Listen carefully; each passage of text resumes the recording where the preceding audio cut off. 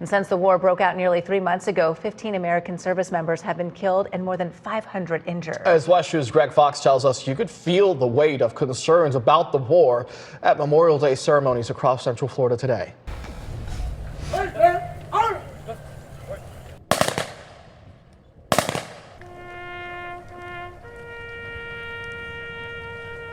At Woodlawn Memorial Park, there is always reverence, respect, and prayer for those who fought and died for our country and are honored each Memorial Day. We lost 2 aircraft, and that was 20 men inside that aircraft.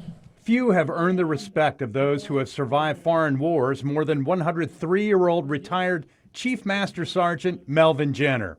He's one of just 45,000 living veterans of World War II.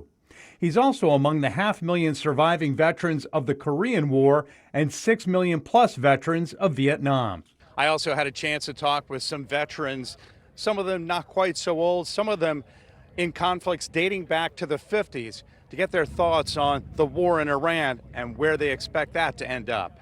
Vietnam War veteran Robert Johnson says Iran's current government must go.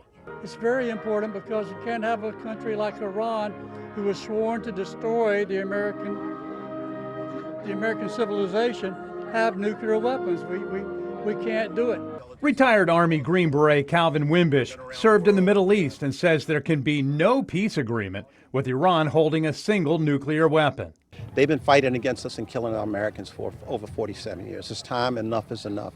And we'll take it and get Iran free again so the people who deserve freedom can live like us. But retired Sergeant Alexander Teschner, who was at an Afghanistan airport in 2021 when a suicide bomber killed 13 Americans, including his best friend, isn't sure the cost of victory in Iran is worth putting more U.S. troops at risk. You know, I fought for this country. I lost many friends. I enjoyed peacetime. I enjoyed not having to worry about losing more people I cared about. Regardless of how people feel about the current conflict, this was a day to salute those who have made the ultimate sacrifice.